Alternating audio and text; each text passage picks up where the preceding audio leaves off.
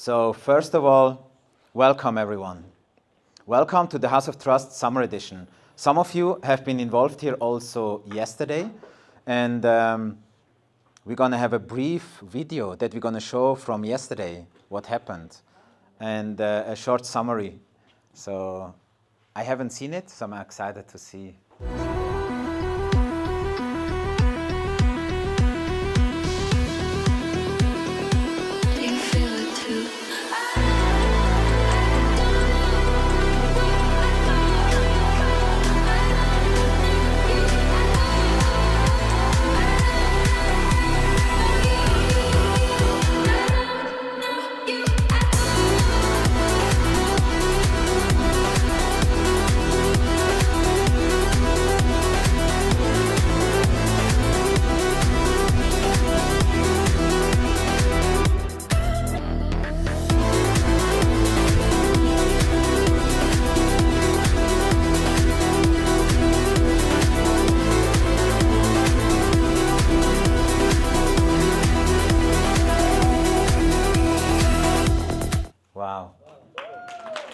Wow, great job, great job. An applause for the producer and his beautiful wife. Wow, guys, amazing job. Okay, what is Yes We Trust? Why House of Trust? 9 years ago, I asked myself, what are the biggest challenges on our planet and how can we overcome them? And what is my purpose in life? How can I create something meaningful? And the outcome is to gather with some of the most powerful beings on this planet, to create this feeling of belonging that we always feel when we are in Davos or when we are yesterday or hopefully also today during the day, that we know that humanity is one big family and we are all one, and we can only overcome our challenges together instead of separated. Our goal is to make business happen naturally. So to meet people on a personal level first, and then deals and business can happen. Today, deals will happen. Today, hopefully you will experience something you never experienced before, and you're going to feel something that you never have felt before. So I'm excited about today. And one question that I would love to ask, who of you is parents? Who has children? Okay. Who thinks we are moving in the right direction with the world and humanity? Wow, one optimist. So some more, okay. I think that's a complicated question because in some ways, in some parts of the world, things are going in the wrong direction. In other ways, in other parts of the world, things are going much better than they So were true. 20 years ago. I mean, if you look at downtown Zurich, even most of the roofs have green roofs on them, right? Not even that far from here, and that wasn't the case 20 years ago. True. What I see is, I see 1% humanity ruling 99% of humanity. I see billionaires and, let's call it out, I see darkness and light. I see evil and good. I see people who are acting out of greed, financial reasons and destruction, and people who are acting out of a higher purpose. People who want to serve, people who want to do good. So it's a dance. We can call it a fight or a dance of darkness and light. And it's an active decision on a daily basis for what we choose to be part of. Okay, back to Yes We Trust. Yes We Trust is a private exclusive members club with high net worth individuals, change makers, conscious leaders, and we gather in physical events like in Davos, like today, like yesterday. And secondly, we have an education platform called School of Impact, where we want to build the next generation of leaders. And last but not least, we are building 12 member hubs. That's one of the topics today, bless you. And that's it about Yes We Trust. But Yes We Trust is not just about ourselves. It's much more about the people involved in this ecosystem. It's a platform where we can engage, where valuable relationships can be created out of it. And that's why we all are here. It's all about radical collaboration and trust. So the first thing what we're going to do today is we're going to have an engaging panel with some people that I really appreciate. And so please welcome Patrick, Kinson, and Jochen on stage.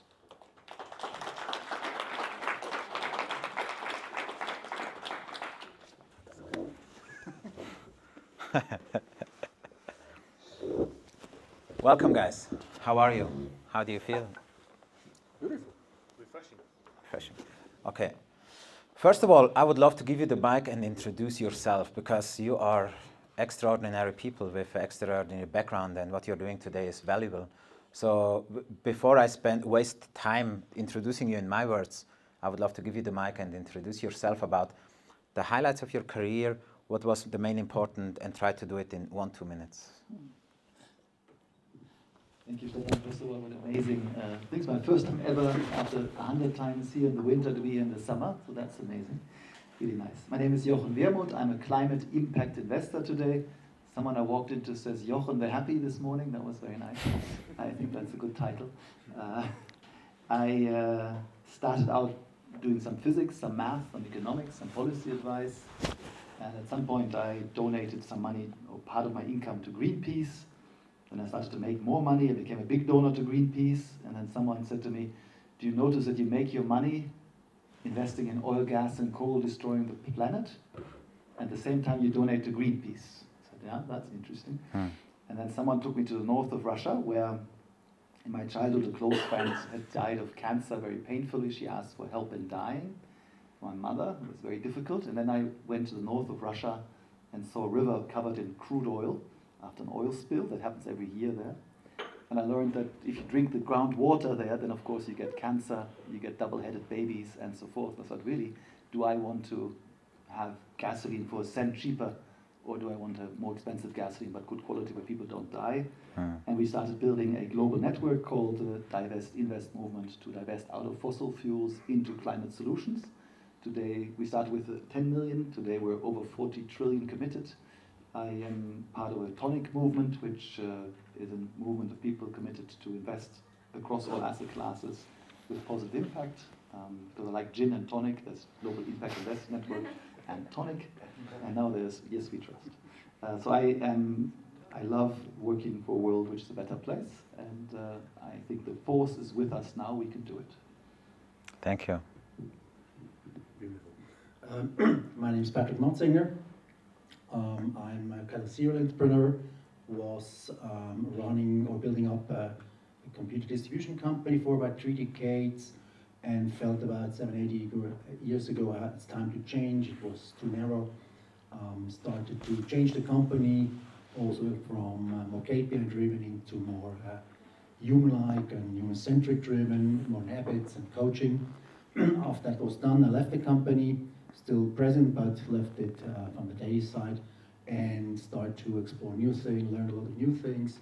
Went to a lot of mental health and very human-centric. Also met then in that time Stefan. And my newest project is in AI and startup, but I'll have a speech later, so I'm gonna explain that a bit more in deep. Cool. There. Thank you for being here, Patrick. Thank you, Stefan. Thank you. Hi, everyone. My name is Kinson. Like Jochen, I've been here probably not 100 times in the winter, maybe 30, 40 times. It's my first time here in the summer in the Swiss Alps. It's beautiful.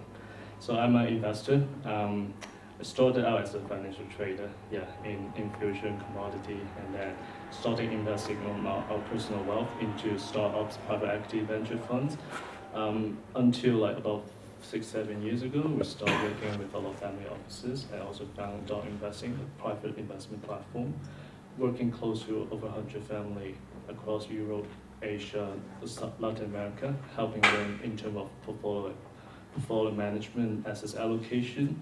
A lot of those definitely in impact investment, project, fund manager. So pretty much guiding them in a way to making positive impact from the investment perspective. So I'm excited to be here and share the journey. Cool. Thank you so much. So before we start to talk on specific topics, I would love to ask a more generic question, and that's what are for you the biggest challenges on our planet? First question, and the second question is, how can we overcome them? You can start. Yeah. Okay, you got the hot seat here. Well, first of all, Barack Obama said that if the world was run by women, then all problems would be fixed in 2 years. I have a very powerful, short, energetic national hockey team player, professor in mathematics, mother. So she grew up 4 boys, and she's still in charge at 81 or so. So I believe that's one big challenge. I think at YPO, Young Presidents Organization, we thought it was smart to have 2 women in a seminar with 7 people. But that was enough just to make one not feel uncomfortable to have 2. But it turns out what MIT says, if you have 3 women in the room, then actually testosterone level goes down, intelligence goes up, and we can actually fix things. We'll have less focus on, trying to look cool and have a bigger car, but actually get things done. So I think one biggest challenge is get the testosterone levels down, even though you need them in Olympics, as we see sometimes. But and the second one, I think, is really amazing. I think the power is really with us today. That is, we'll get to that, but yesterday I wrote down this quote. The quote of Margaret Mead is, "Never underestimate the power of a small group of committed, thoughtful citizens to change the course of the world. In fact, it has never been done any other way." So never mind how small the group is, we can really change the world. And today, being a bit older, I watched Star Wars, where they wish the Jedi Knights, "May the Force be with you." But in fact, I can assure you today, the Force is with all those that want to do good. It makes no more economic sense to eat antibiotic-fueled beef or unhealthy food. It makes economic sense to use solar and so forth. So the Force is with us. I think it's just a matter of making obvious all the lies that are out there. Like there were people on TV, doctors saying, smoking is good for you. It is really good for you. Do smoke. It's very good. It's good for your health. And today people tell you, drive a combustion engine car. Electric cars don't have batteries that last. So it's mainly of demasking the fakeness. And I mentioned to Augusto here that we have this wonderful Pope Francis, who is one of the people that demasks all of the fakeness. So I think there's great hope. I think lots of opportunities. Thank you. Thank you. I'll do that next time. Interesting. I like the testosterone answer. For me, I think of a lot of different issues. One is definitely is the trust between, in terms of human being. That's kind of related. I think we talked about this. Why you name it, the house of trust. You look at the problem nowadays on Earth, like misinformation, polarizing in the economy, inequality, economics. All of them is the trust between individual, between human beings, between countries, between organizations. So I think we're lacking of the trust between people. So we see people as like labeling different races, different nations. But if we start treating people as an individual in their integrity, in terms of the skill set, I think that's something could maybe the world into a better place. I'm still optimistic. Yeah, I agree. I mean, it's the trust is missing because you have so many old emotions, especially like in our age or my age. I mean, younger, I see changes, I see hope there. But we have so many emotions, things we learned and have in our systems, which makes us behave or having habits in us. And people don't have time or take the time. They're running, they're in their world, in their survival thing, mode. and it's nothing to do with real living. And I think that's the big challenge, how we get out of this hamster wheel, how to get this thinking, getting back in us, solving the emotions. Emotions are always something we learned in the past. All the behaviors, all the habits coming from there. And if we learn and giving more people the way up, getting off these emotions, getting into new habits, healthy habits, heart-based habits, I think there we're going to have a good chance. And that's there's the lies things better. Thank you. Agree with everything, and so valuable. If somebody would ask me the question, I would say,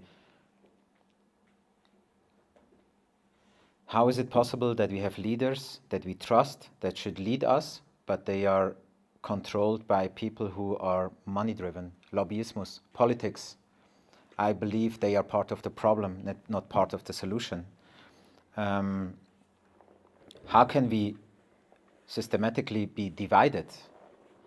How can it be that today you will be charged for misinformation, but what is with the people who shared misinformation the last 2 to 3 years that caused millions of deaths with viruses and vaccines and wars? And I think there are big problems on our planet. And on one side, I'm optimistic to say the power is with us, but on the other side, I see huge challenges on our planet. And instead of waiting for somebody in the outside to fix it, I don't want to wait. I have now 2 little boys. And also before, I was thinking about in which direction are we heading. So I love the sentence, the force is with us. It's up to us. We are the change we wish to see. And that's why it's important to create these events, to bring people together who are doing good on a daily basis and connect the dots. Now, my next question is related to technology. How can we use technology in a way that serves us to create this needed shift on our planet? Might be in impact investing, might be in governments. And how can we use technology in a smart way? Maybe we start with Patrick first, with his AI development company.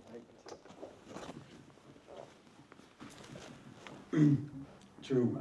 Technology it's a big chance for all these things to change. Sure, there's also some extra risk or new rising problems. As more AI solutions we have, many people are going to be lost. They're going to lose their identity. So we have first one challenge on the technology side, giving that people a guideline, giving that people hope and ways out of that, because back to the word before, it's all about emotions, how we're living, what is our purpose, what we are doing. And if they lose this identity, they just gonna be lost, and it's gonna be new big challenges. But if you find ways how to help them, how to find new ways people behave, how they interact, about the egos and all these things, then the AI, for example, is a big chance that people get more time to be with themselves and to think about the good things in life. So I see I agree, we have huge challenges in the world, but AI on one side gives new problem, but is a bigger chance to the good things. And that's what I try to do with myself. Conscious people use technology conscious, unconscious people use technology unconscious. Yes, or get lost in that, around that technology. Yeah.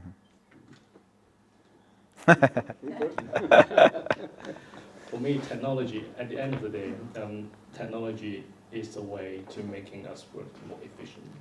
Than looking at technology advancement 100 years ago, or even in the last 5-6 years in AI, it's just making us working our process to our goal much more efficiently.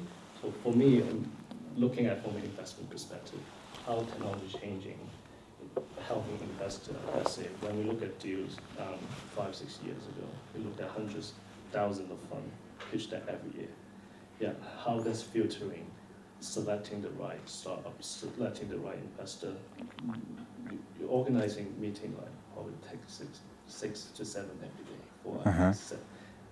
You can't authentic thinking, saying that you are making the right bet in the right investor or the founders or the manager 100%. But how using technology, blockchain, or rebuilding the system to filtering out or better information is the information gap we are overcoming with technology that's helping putting the money at the right place better. I think that's one way from the investment perspective, which is we are achieving now. We could be done a lot more in the next few years with better artificial intelligence, artificial wisdom, we're calling how integrating our knowledge with artificial algorithm, we can helping making our investment decision much better and more efficient.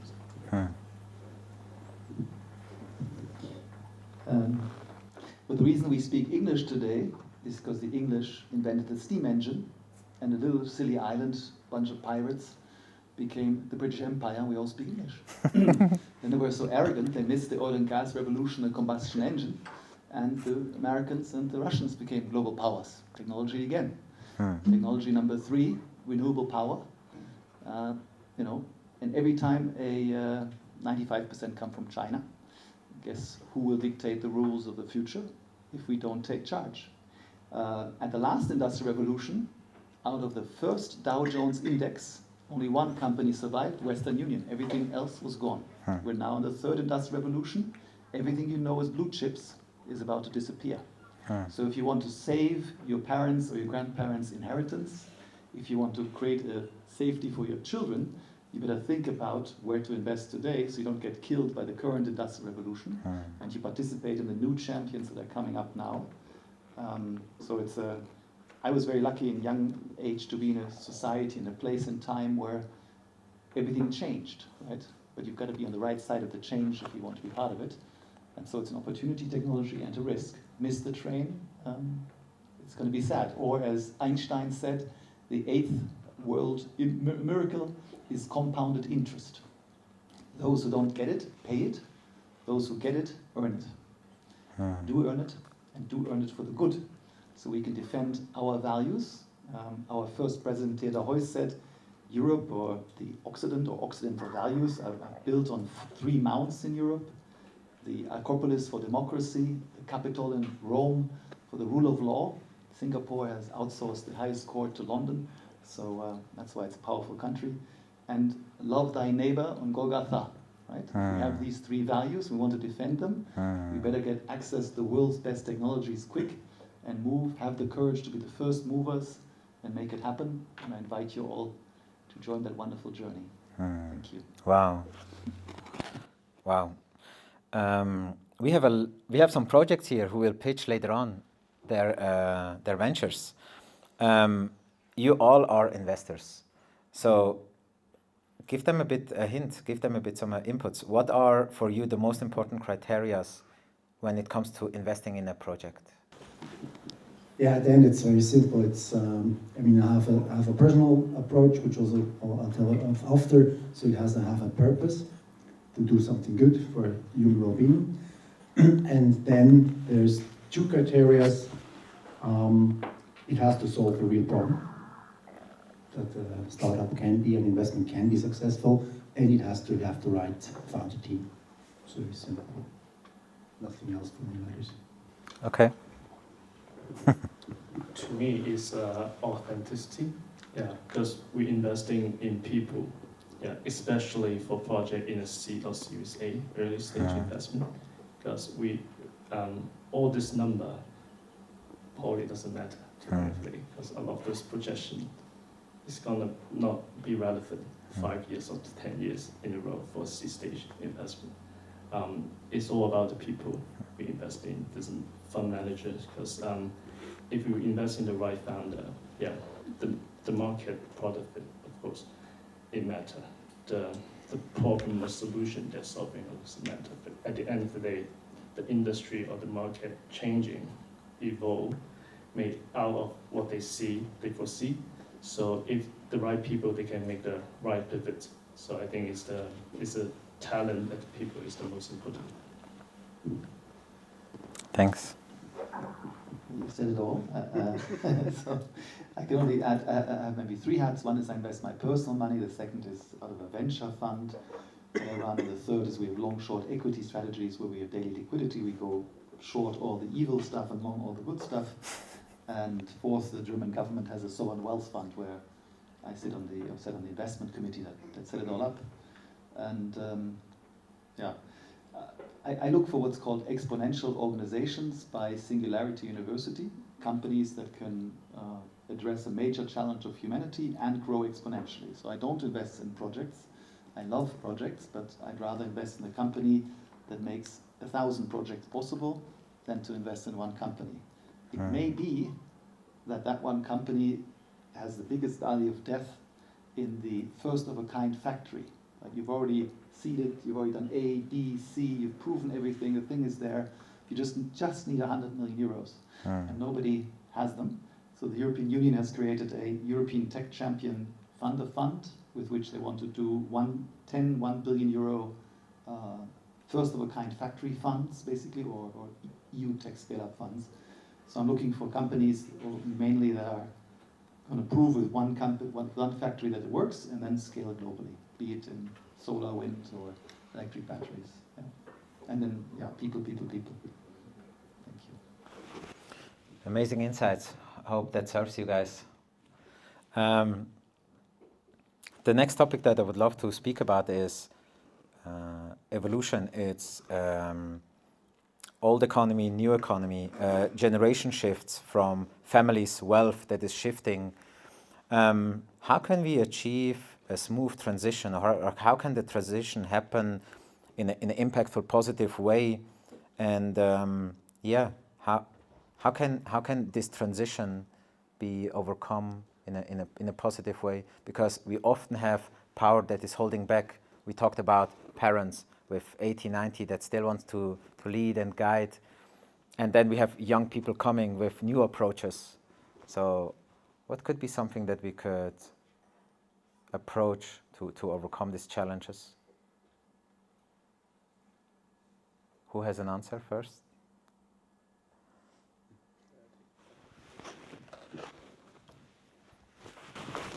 Share a little bit on the family office world, because we see now it's actually a huge wealth transition in Asia, in Europe, from the first generation, second generation to the second or third generation of wealth, and alignment of interests definitely different. From the parents, yeah, they invest in a lot of real estate investment. They invest in a lot of company is quite relevant with their family business. Could be manufacturing, could be mining. But now with the next generation, they definitely care about more impact, the alignment of interest, what they like, and I think that's a key, right? For family wealth, I always tell them is to go in terms of investment for family offices, because their end goal for family office is preservation of wealth. They don't need to make much more money, but how to sustain this for the next 5 to 10 generations. So of course the financial goal is important, which investment have to generate return. We call it sacrifice return. Yeah, that's called philanthropy, not investment. You can still do a lot of philanthropy, but that's not in the investment category. And the second is the personal goal. So yeah, you have to invest in something they're passionate. They want to be related with. So that's something when pitching to family is understanding what fit, if that family fits your company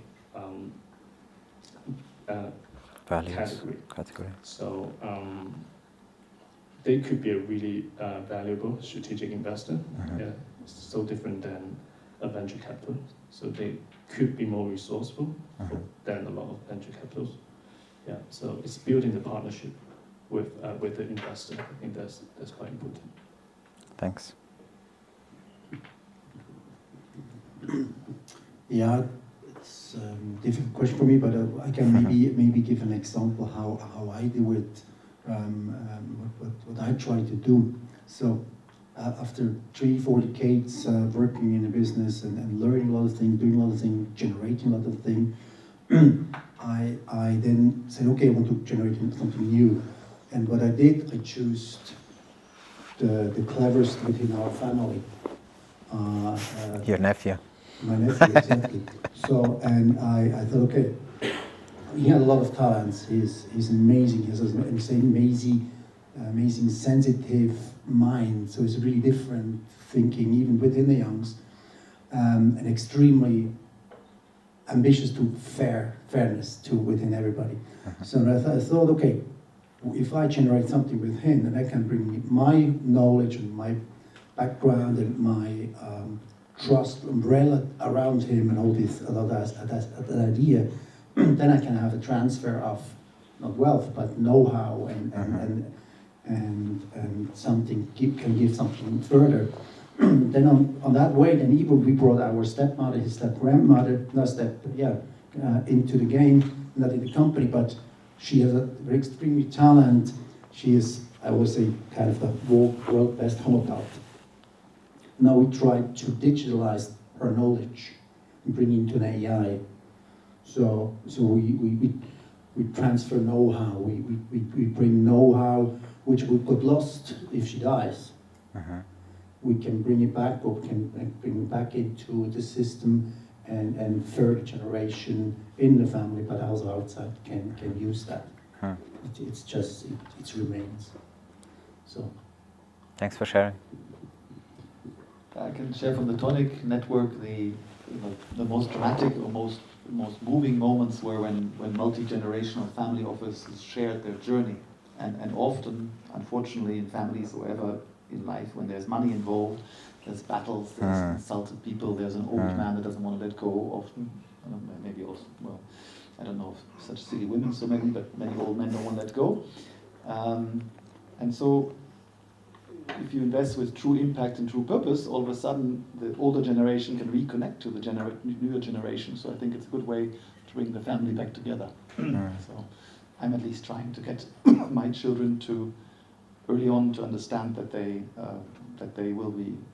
have access to wealth, and that they should be thinking of living a modest life, because for €1 you can save a child probably. And I'm relatively proud of my daughter being a very professional TD shopper. I don't know if China is a good source, but she tries to live a modest life and at the same time think how to have an impactful life with the wealth that she was born into.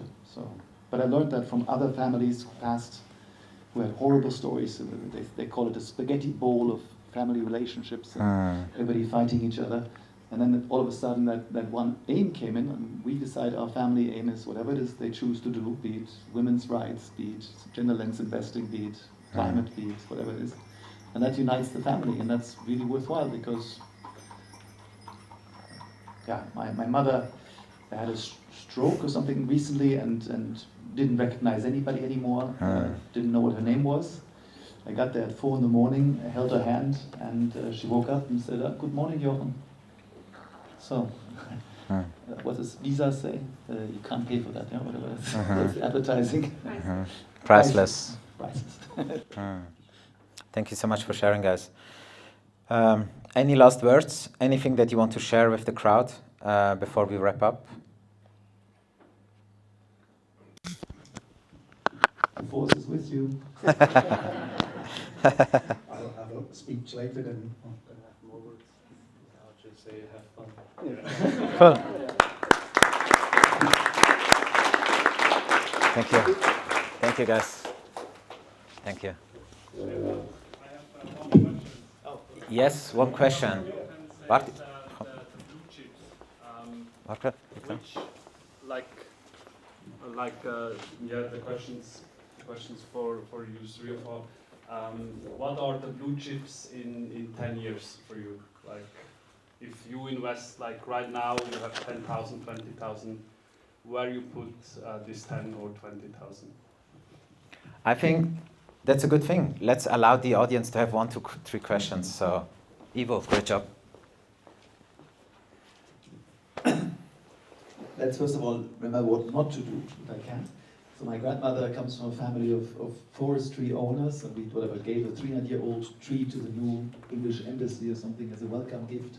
We thought generations or generations. Then she sold her business, and she trusted Deutsche Bank to invest it conservatively.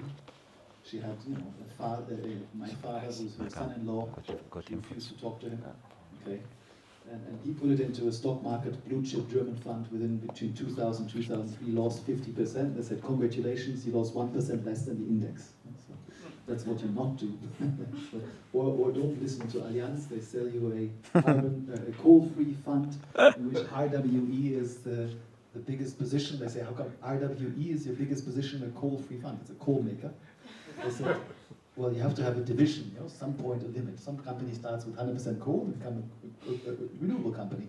And somewhere is the gap. And I said, yeah, okay, but RWE is mainly coal. They said, no, our gap is 30%, they say. 30% coal, then you're not a coal company. I said, okay, that's like selling me alcohol-free beer with 30% vol. It's like selling me a PG-0 movie with 30% porn. Not okay. So be warned of people who sell you stuff, right? Always go with people who do things themselves with their own money. And think on your own feet. I'm sure you're able to do it better than these people. And who would be the champions? I think consciousness matters a lot. If we can get people more conscious, I think renewable energies, electric car battery use, electric cars, smart grids, health. Yeah, but think yourself is my recommendation. I know that the existing companies will not survive. There's no way on earth a Mercedes or Siemens or Porsche will be brands. I mean, I have wonderful Bugatti at home in the form of my fork and spoons are Bugatti, fork and spoon, right? That's all that's left of Bugatti. And all the big, of I think 1,500 chariot makers in the world, only Renault survived. Now what's the difference between a chariot and a car? It's just you exchange the car being driven by a horse with an engine. You should have been able to survive, but they could not survive. So take it as a given that most big companies will not survive. So you really have to think about what are the major trends where you can make money, right? There are also trends where you can't make money, like the airline industry. There's no moat. Anybody can set up an airline, therefore you need a moat, says Graham and Dodd. Something that makes you special, allows you to make a profit, and then go for that. And good luck, and it's possible. And shift all the time, right? Yeah, I don't have a really good answer to that. I agree. All the big names today are not going to be there anymore, or different way. Even you look at the media, the flyer of the season. I mean, they fly so high already. They can't be successful in 10 years like that. So things going to change dramatically. But I agree. It's going to be new things, renewable things, AI things. But there's the problem. There's so much money already involved in the big things. Even if you wish to invest in open AI, well, there's going to be billions of money there. So can it be an investment long term? No, even not the new things. So it's a good question. I agree. It's going to be totally different, but it has to come first. Excited about Kingson's answer. For me, unfortunately, I can't give financial advice. I can't give you a specific stock pick, but I agree with the trend, like change, sweeping all the time. So focus on what's going to be the huge issue for the next 10, 20 years or 50 years. I think my personal opinion is energy transition and also health, I agree. So looking at anything in biotech, energy-related company who is producing good product, yeah, I think that could be a little bit helpful. That was not advice. Okay, let's say one more question from the audience before we wrap up. Any? We could have the rule as in a Green Party, no man is allowed to speak before a woman speaks. Okay. So, a female question from the room. Yeah, we just be silent. No, okay. You are male, bro. He identifies as a woman. I think it's a great opportunity it's a great opportunity for everyone. And I was a little bit lucky in 2017 to buy some cryptos. And I would love to hear from you guys, for everyone. I think it's very important to, if this is the future, I would love to hear about you guys, what you think about Bitcoin. Great question. Excited to know what they think about.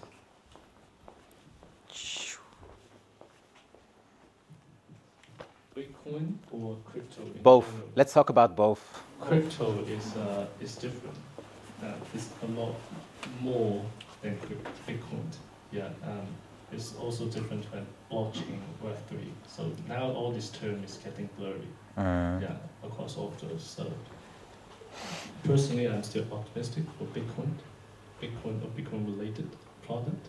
Crypto, really depending on which kind of crypto investment or Web3 investment we're talking about. So it's hard to say in a big trend in that widespread category. Yeah. Yeah, I see a bit the same. Crypto, I mean, great technology, there's a lot of potential.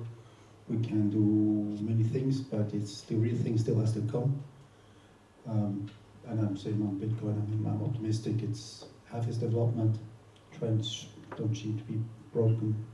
We'll see. So the proof of process rather than proof of stake, which is much less energy intensive, I think 1/500,000th amount of energy needed. So anything that's non-fungible tokens secured with this process, I think extremely valuable.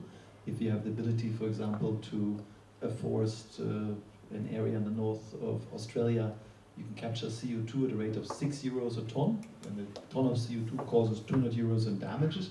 So you invest 600 euros into afforestation and you create an asset worth 10,000 euros, and you can tokenize this. This is absolutely amazing. So the green industrial revolution, as I see it, is a combination of the energy transition, the transport transition, the AI transition, the tokenization of assets. All of that plays together and it reinforces each other. It's absolutely crucial. And yeah, as to individual names, as in any new market, the amount of, there's this Ukrainian joke, two people go to set up a joint venture. One is a big farmer, the other one is a rich person. And then they split up after a while, and one of them has gotten much richer, and the other one much more experienced. So be careful, but make some money. Yeah. Thank you. One more, or is there no more question? Steph? Thank you. I'm representing all of the females. I thought I have to think of a question to ask. So very well said, Jochen. I think are thinking about sustainability, trust, future of civilizations. It's also very much from a systems view. Rolf, my business partner, and I are in the business of longevity. And personally, I come from a background of impact and sustainable investing as well. Then I came to the realization that all of them are so interrelated. So when we talk about AI, crypto, energy transition, we talk about climate change. So all of these actually are, in a sense, ensuring longevity in the sense of from a human-centric perspective. And how do we interact with nature, each other? So what if we think of longevity as an investment thesis in that way? How would you prioritize investments? I asked Greta at the World Economic Forum, Greta, what if personal development is the most effective tool to fight climate change? You should answer this question. But I didn't get the answer from her. So I'm passing the question to you guys. Excellent. So yeah, to live long, we're faced with the reality that we have 440 parts per million in the air. We need to be at about 300 to survive as a species. So we not only have to go to 0 emissions per year, but we have to draw down CO2 from the atmosphere by afforestation, by algae forests, by other things. And sustainable agriculture, as we're enjoying here, I think. So yeah, it fits into longevity in a beautiful way. And by the way, I also see today a nexus of, we have a refugee family living with us in Berlin from Ukraine. If you think about women's rights in Iran, if you think about the people in Ukraine, if you think about what we need to fix the climate crisis, it's very much aligned. If we taxed CO2, as Al Gore proposed in '93, and use all the money distributed per capita, for example, at 200 euros a ton, on average, every European citizen would get 200 euros a month. That would reduce the demand for fossil fuels, the revenue of Mr. Putin, the revenue of the Iranian government. It would help women's rights. It would help sustainable agriculture. It would help longevity. So we really, the obvious thing is a carbon tax and dividend, right? That's what we should do as citizens and say, dear policymaker, stop the nonsense. We learned that if you come to a campsite, you should leave it as you found it. And if someone causes waste, you should pay for it, right? It's very basic. And in Germany, for example, private jet fuel is still free of tax, right? It's complete nonsense. 1% of the world population consumes as much CO2 as 50% of the poorest. While those who are 1% would probably be happy to pay the tax. So that's what we should do. and that would really be wonderful to fix it all. And then we all live hopefully much longer. I told my daughter last week that I was feeling sick and not very well, and she said, "No, you plan to live to 150." She reminded me, so I'll try.